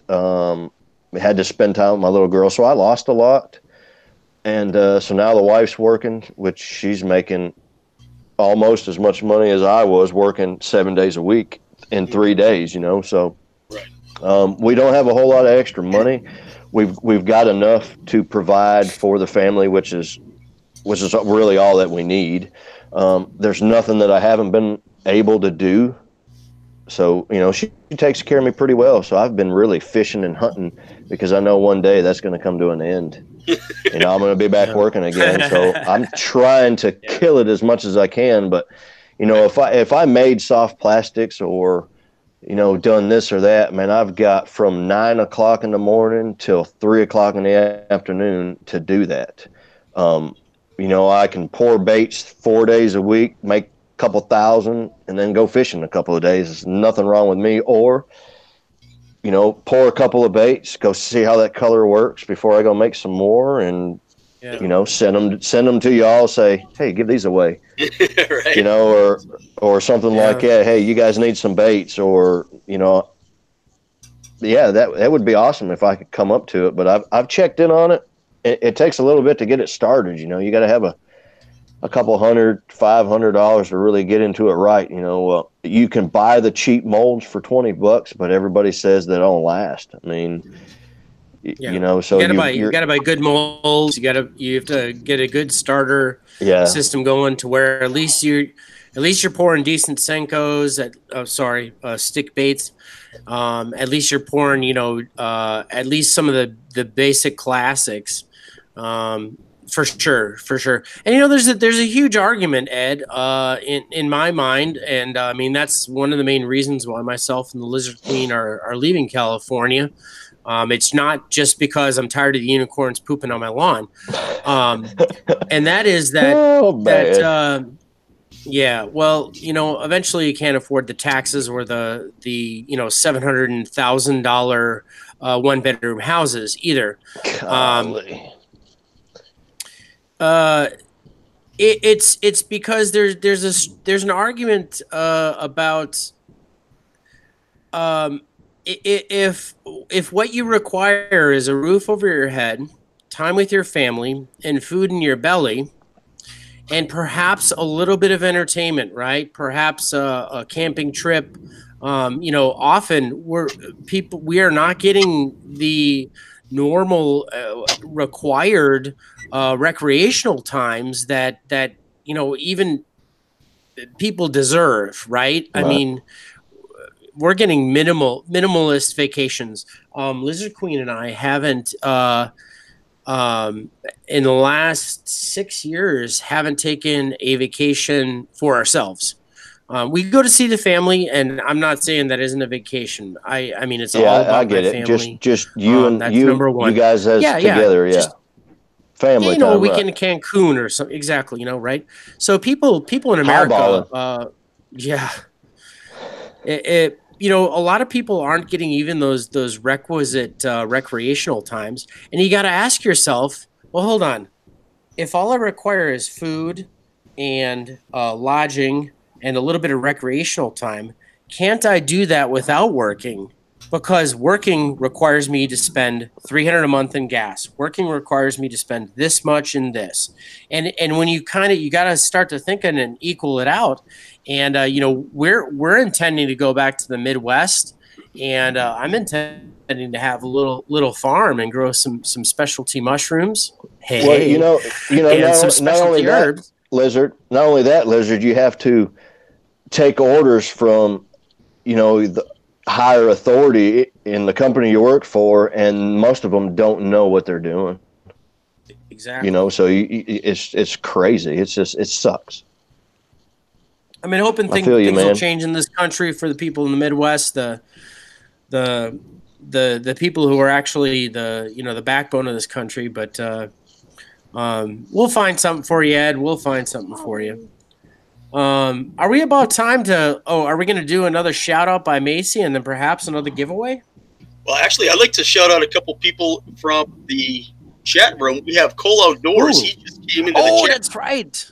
Absolutely. I saw Cole. You guys have checked out Cole Outdoors and Derek over there. He has these live streams all the time, and you have to jump on them. I tell you, it's a real great channel. I was on there for a couple minutes. I got to get back on Cole Outdoors because I had a fun time with those guys over there. And the funny thing is, Cole never asked me to be on Cole Outdoors. Yes, he did. Let me go put you to bed real quick. He never asked me. I think I was supposed to ask you for him, and I never even. Be a little bit. You want to just lay over? I like to Monster. I like to call him King Cole. King Cole. King Cole. King Cole. King Cole was a merry old soul. And a merry old soul is he. Absolutely. But yes, Fish and Stripes is in the house. I think we might have shouted out her already. We got Bass Tamer TV. Welcome to the chat room. I've seen you on there a couple times. Fat Guy Outdoors. Did we already say hello to Fat Guy Outdoors? I think we did. Pond Predator Nation. Did we get him and McKay Outdoors? I'm not sure, but we do now. We have them now. Alrighty. But I mean, everybody in the chat room, you guys should all check each other's channels out. Go subscribe to everybody in the chat room. That's what this is all about. Click on their profile, go and subscribe. A lot of these people in the chat room especially have just fantastic channels and great content. So if you're not subscribed, go ahead and go subscribe to everybody. I'm a big fan of helping everybody out that's on YouTube. And, everybody wants to get to that 1K subscribership so that they can monetize and whatnot. I subscribe to all your channels because you got great channels. That's the thing. And I love watching a whole bunch of people from the fishing family and the outdoors family, the hunting family. I watched Fish and Stripes the other day try out that pink lure. I watched it this morning, yeah. Yeah. She was all bundled up in her sleeves because she forgot her gloves, yeah. So I watched it. I know. When it's that cold, it's tough to catch on a crank. That wasn't there before. Yeah. Hey, Macy, it's Uncle Lizard. That just popped up. That was your nanny wrote, "That's the prettiest girl I know beside Ed." Ha! That was your nana. Yeah. And Frank, did you just call yourself Uncle Lizard? That's not too creepy. Well, hey, I consider y'all family, so I guess it would be. What does that say? Ooh, there it is. Look at that, Macy. Yep, Fish and Stripes are one of those. So, if you can talk him into it, I bet you he'll send him what you want. Say, please, just start begging. But all right. So he's got another one. Yeah, glittery. But I wish there was purple and pink and a blue one that had orange and white too. I want those colors. I'm taking it. That's a lot of colors. Taking it over for Macy. We need. Daddy. This is the Fishing Family Network with Macy Seiler. This is comments everybody's writing. Pink. So when you get a little bit older, you'll be able to read it all. See, blue. Careful what you hit. Careful what you hit because you're don't block nobody. White. It's smiley faces. Yeah. All right, we're gonna have to talk to Marty's Lures. Hey, is that for Nana? To paint up a crankbait for Macy. All right, I'm going to take control of the situation here, and He just said he was going to paint you up a crankbait. Ooh, I want purple and pink. Yeah, he wrote it all down. Yeah, purple, pink, orange, blue, and white. All right, Lizard's about to say something. Let's listen. All right, folks. Why don't we give away a couple cans of Cowboy Coffee Chew Monster? I like your face. Cowboy Coffee Chew. There it is, right? I don't like that stuff, Daddy. You eat it, but I don't like it. Yeah, you don't need it. You want to give away a couple cans of Cowboy Coffee Chew? I do. I think that would be a great idea. Great idea. Yeah, Cowboy Coffee Chew. Everybody knows Cowboy Coffee Chew. Cowboy Coffee Chew is an all-natural organic product made with coffee, cream, and honey, and it helps with the cessation for people who smoke or dip. It is a cup of coffee in a pinch. Speaking of which, where is Cowboy Coffee Chew, man? At least that's what his kids are calling it. I could smell that all day. All day. Oh, it's delicious. I know. You know, the beauty of this is every time I'm a French press guy. When I was so four, I used to drink I boil coffee. my water. I French press my beans. I think, and I believe that it's much better than drip coffee. It takes me less time than drip coffee. And but always when I'm done drinking my coffee, I always wish there was another cup there, you know, and especially when I'm out on the boat because I drink half my coffee before I even get to the lake, right? And then you got to pee, you know, the whole menagerie. But when I get on the boat, I'm always down to like half a cup of coffee. And it's like, I really should save my coffee till I get on the boat because that's when I really want it. What if you hit a wave and you spill your coffee? The other one used to be. Oh, I hate that. You ain't gonna spill that. And then you stink like coffee all day.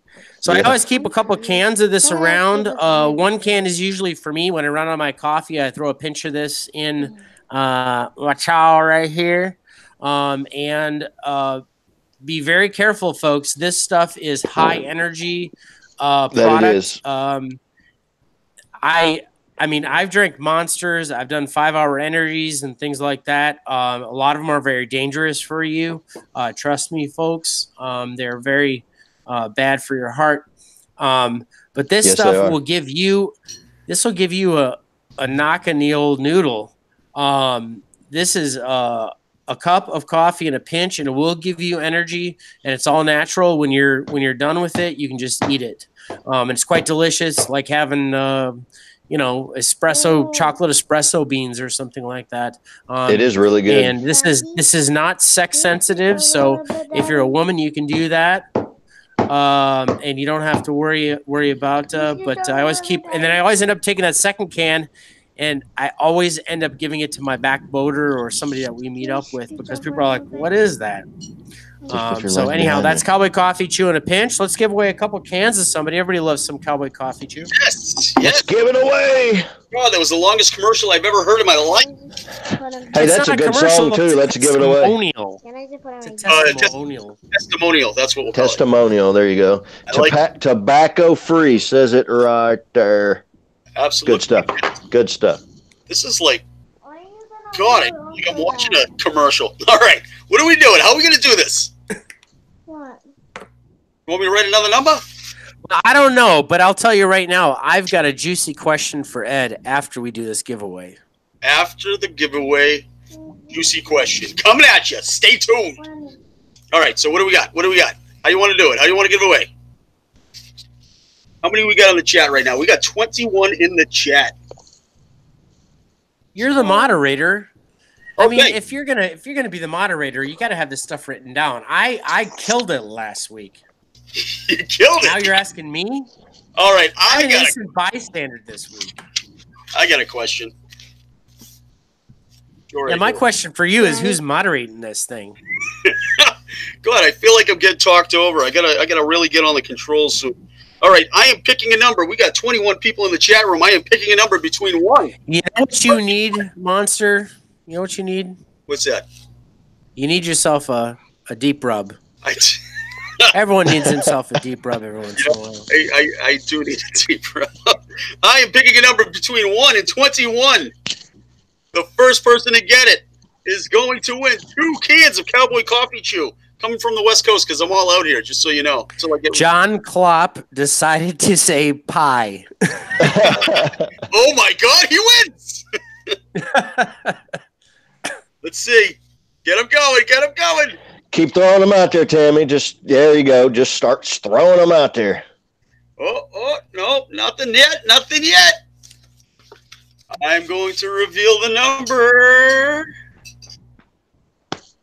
I'm gonna go. Not yet. It's coming. It's coming. I can't believe nobody's got it yet. Are you kidding me? How many numbers are there? There's only 21. Only 21 numbers. Only 21 numbers. Come on, folks. There it is. Who got that Little Rancher? Dang it. Little Rancher got it again. Wow. Are you kidding me? No, I believe so. Yeah, she got it. Stop. Little Rancher. Congratulations. Reveal the number. It's 14. Daddy. 14 is the number. Little Rancher, 14. No. It would be Pond Predator Nation. Are you sure? Yes, you're right. Yes, you're right. Yep. He got it right after first pie. blue collar. Oh, after Pi R squared. All right. Yeah. Yep. So it would be Pond Predator Nation. You know what? Now that I feel bad, I'm going to send 2 cans to Little Rancher as well. How do you like that? Unless Little Rancher already won. Hold on. Yeah. Little Rancher won the Martise. Martise Lures and Far Out Food Caucasian Sprinkle Spice. And yeah. Little Rancher and Little Rancher. And who was the other one? Pond Predator Nation. Pond Predator Congratulations. Nation. Yeah, will you sit this over there?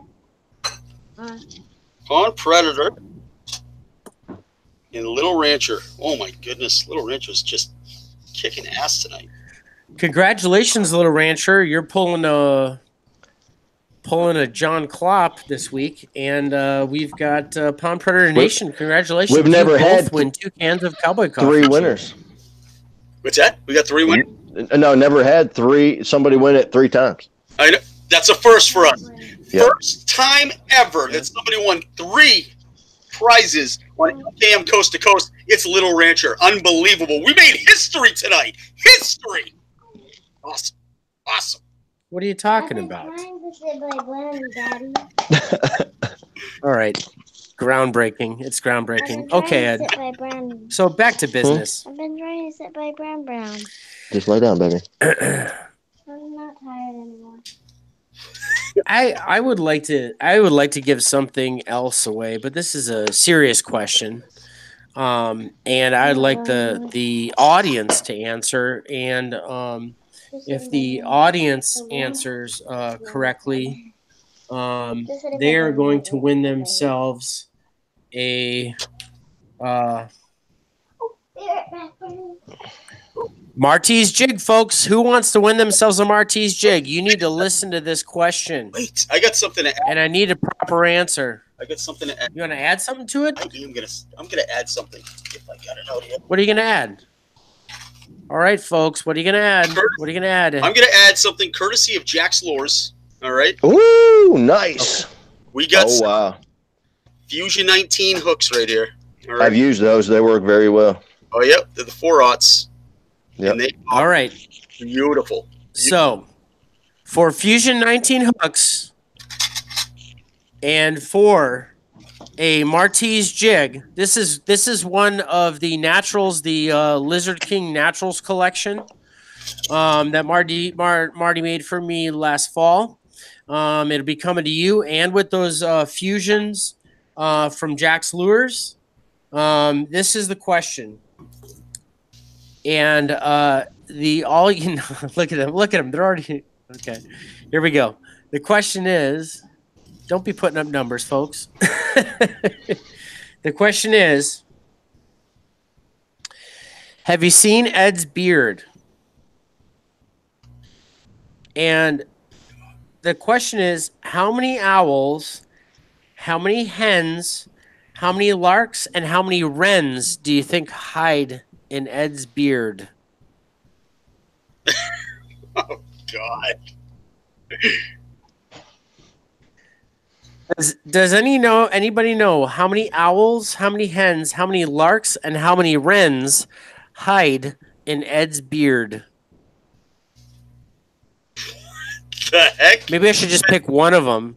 For the love of God! What is this question? I don't even know the answer.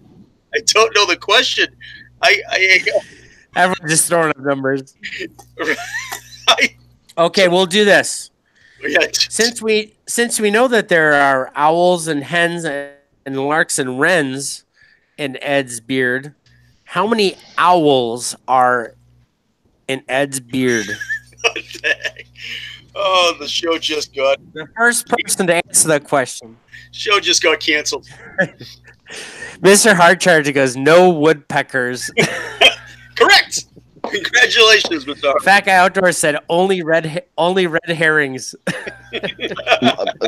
Mama said none. It's clean. None, it's clean. Oh, come on. Pond Predator Nation won again. Is that the correct? Pond Predator Nation. How can we validate the correct answer? The correct answer is there was a man named Ed with a beard who said, "It's just as I feared. 2 owls, a hen, 4 larks, and a wren have all built their nests in my beard." Ah, I got you. So it's a trick question. No, it's not a trick question. It's a well-known Never heard child of nursery rhyme. Never heard of it. it. Never heard it. Never heard it. Never heard of it. No. Oh, come on. All right. He got lucky, Yeah. but congratulations. Well, we're gonna go Pond Predator Nation. Congratulations. Martise said, "Nerd alert." You're gonna win yourself a Martise jig, and from Jack's Lures, this man right here himself. That's right.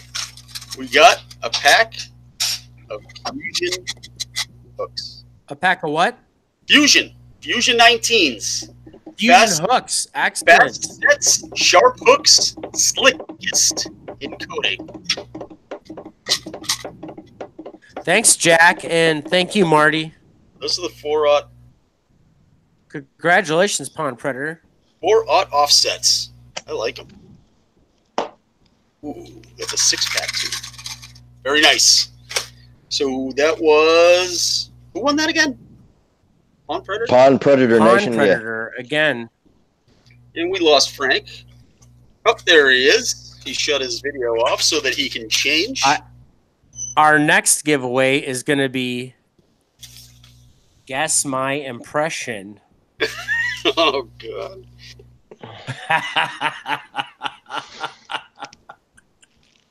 Guess my impression. Oh, you just wait. I got a segment called Guess What's in My Pocket. The second question is there a hole in it? That was not the question. What are we giving away? Let's give it away and then let's wrap it up because everybody's getting tired and bored, especially tired of us jarring all night. I've had a great time, but it's already 9:45 this time, so we're okay. Two more giveaways and then we'll call it a night. Done. What are we giving away? Okay, first of all, do we have our mystery giveaway prepared for this evening? Mystery giveaway. Are we talking about that right there? Shh. I'll put that down. Hold on. But is that what we're talking about? The mystery giveaway. Everybody needs. Yep. Let's see. We've given away Martise. We've given away Cowboy Coffee Chew. We've given away Far Out Foods. You want to give away Crank and Custom to somebody? Give away a Crank and Custom. Absolutely. Put that up there. Let's see what it's like. Let's give away Crank and Custom, and then we'll give away the mystery prize for the evening. Let's start with the Crank and Custom. We will go ahead and then do our bucket list round with Ed, and then we'll go ahead and do our mystery prize. We'll call it a night. Everybody, just in time for springtime, folks. This is from Crank and Customs. And we're going to go ahead and give this away. Look at this. Look at this crawdad. Everybody knows I'm a Marty guy, but Crank and Custom sure does a good job too. It's a beautiful crawdad bait. This is going to be excellent for spring fishing. He does superior work also. There's a lot of great crankbait makers in the family, and we all love to promote all of them.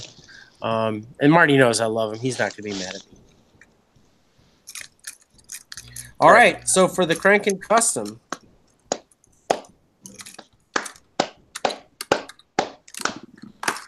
do you want to say my impression for the mystery giveaway? Let's save your impression for the mystery giveaway. Let's do something. All right. Bold and exciting. This one. Let's do something bold and exciting for the Crankin' Custom. It comes in this custom Crankin' Custom carrying case too. Yes, it does. Yes, it does. And what is it? What is it? What are we doing? How you want to do this? This is your giveaway. Let's do it your way. Oh yeah, Macy. It's 9:47. Go get in. I don't know. Go get in Daddy's bed. What do you want to do? I'll be in there in a minute. What do you want to do, man? You want to give away a Crankin' Custom? What do you want to do? Brush your teeth. Let's do something exciting. Exciting. Do something exciting. Yeah, let's do something exciting. Exciting. What's exciting? What's exciting is South Rooted Outside Outdoors just joined the chat room. Oh, South Rooted Outside Outdoors. Congratulations. Welcome to the chat room. Amanda. Kayak Fool. Amanda. Oh, yeah. Jerry's a good friend from Indiana. He's been here. All right. Amanda Reed just entered. Amanda just said, Edward, that child is supposed to be in bed. She hasn't listened to anything I've said since I've been on here. Amanda, we are gonna put that child to bed in just a couple seconds. She's in there brushing her teeth. She's going to bed. All right. This one is going to be a number between 1 and 18. And I am going to do it now. I'm writing it down. Go. 1 and 18. 1 and 19. Between, 1 and actually, what? 1 and 19. All right. Well, I already written it down anyway. 18. So, between 1 and 18, folks. Just give us a number between 1 and 18. The first person to come up with it. It's almost. There's only 18 numbers. Come on now. Frenzy, there it is. And Jennifer Prickett won. There was 18. Number 18, right? So, Jennifer, you just won a Crankin' Customs custom lure. Congratulations. Congratulations, Jennifer. Look at that. Congratulations, Jennifer. This is a gorgeous Crankin' Customs. It's just in time for spring.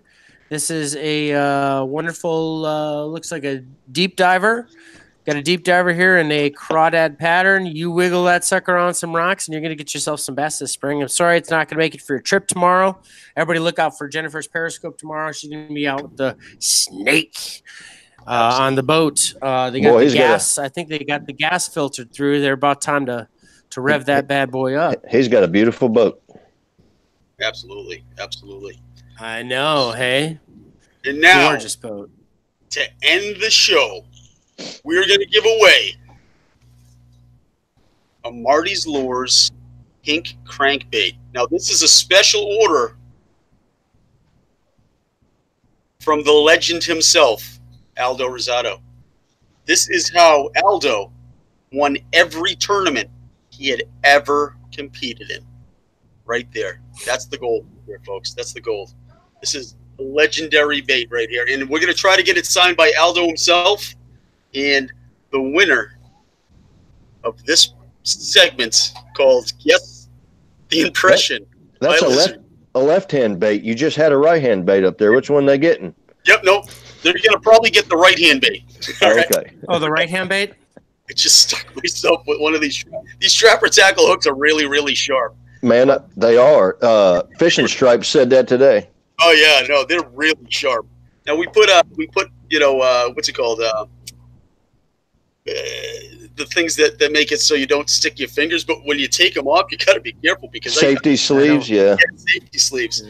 I stuck myself twice. So, ladies and gentlemen, this is an a commissioned Aldo Rosado bait. This is the same one that KVD used to win the Classic after he short story.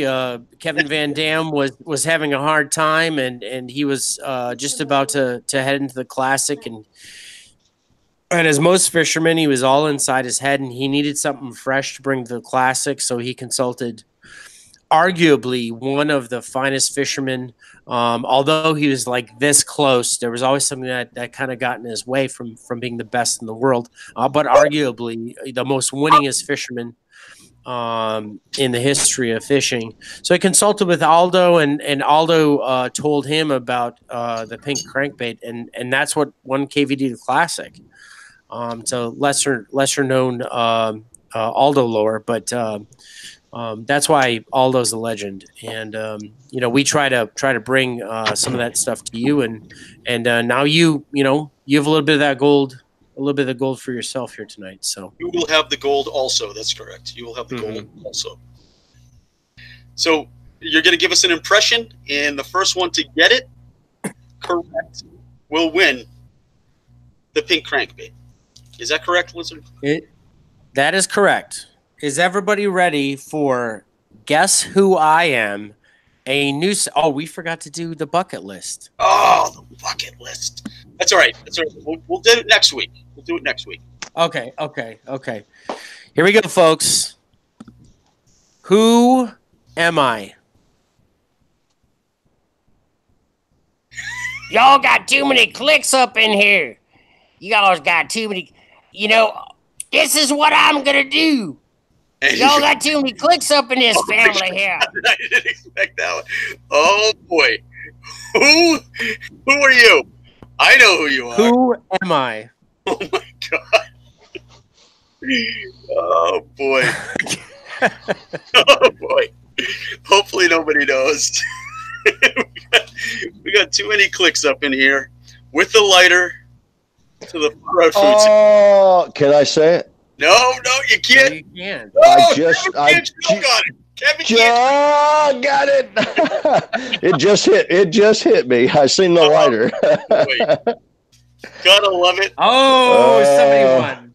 Yep. Somebody won. Kevin Control. Kevin, congratulations. You will have the gold also. We're going to get this signed for you by Aldo Rosado, who is self-proclaimed the greatest fisherman ever to have graced the waters. And we'll get that out to you as soon as we can. Probably tomorrow. But awesome. Congratulations. I just want to thank everybody for coming tonight. We had another fantastic time. You guys are great in the chat room. You make it a lot of fun for us. We do this to entertain ourselves and hopefully entertain you in the process. And, we had just a great time. It's only going to get better. Hopefully next week, Lizard brings a little bit more of his game. I don't know. Nobody can really tell. He's kind of a loose cannon. Really? He thinks too much like a badger. Right? But I had a good time tonight. Ed, thank you so much for joining us tonight. It was a lot of fun. Hey, thanks for asking me to come, man. We'll definitely have you again. Now next week, Sunday night, if you guys have something, you got to set that alarm clock. 8 o'clock Sunday night, Blue Collar Fishing is going to be on live again. I'm not sure exactly who he's still working on who his guest is going to be, but it's always a lot of fun. If you haven't checked out his channel in last night's live feed, it was a blast. Tim was a great guest yesterday. They had some great content. And actually, Tim got knocked on. The door was knocked on by the police. The window was knocked on, too. Window first, and then they came to the door. But, yeah, you have to check that out. That was a lot of fun to watch that, and just a great channel. And then next week, join us here on Monday, 8 p.m. We have Michael Johns. He's going to be our guest next week, and we're looking forward to talking to Michael about all things fishing and awesome. But yeah, it should be a good channel next a good time next week as well. So join us here, LKM Coast to Coast, Monday at 8 p.m. You guys got anything to say before I sign us off? Hey, thanks. Ed, thank you for thank. Go ahead. Do I get to thank our guest, or you know what? I'm just shutting or am I? Do I show up for this thing? Who are you? No, or who the heck are you? Hey, Eduardo, thanks for coming on the show. This is my thank you since I'm not included in the rest of it. So, well, thanks for coming on. Really appreciate you. Thanks for being a good friend. Thanks for being a supporter of myself and Monster. Thank you for being a supporter of everybody in the fishing family, the hunting family, and the outdoors family. Thank you for being a good friend. We'd love to have you back on, honestly. We surprisingly, I actually ended up with more questions. I thought I was going to get to them all tonight. And something we ask every guest at the end of their stint on LKM Coast to Coast. Did you have a good time? I had a blast, man. It was awesome. Excellent. Excellent. I didn't All know right, that you heard it here, folks. Okay, Monster, go ahead. I didn't know we asked that at the end of every. But you know what? That's a great question to ask. Did you have a good time? That's good. Did you have a good time? Fantastic. All right. Blast. Have a great one night. Have a great one. Have a great one, guys. See you next week. Thank you, everybody, for watching. See you next week on LKM Coast to Coast. And we really appreciate everybody being so involved in the chat. Congratulations to the winners. Make sure you subscribe. Make sure you like. Make sure you hit that notification button. And we cannot wait till next Monday because that's my next day off. Well, you guys have given a good thing to look forward to on a very crappy day of the week. So thanks for that. Absolutely. Absolutely. We are Monday motivation at its best. Yeah. All right. Well, thanks again. We'll talk to you guys next week. Have a good night. Bye-bye.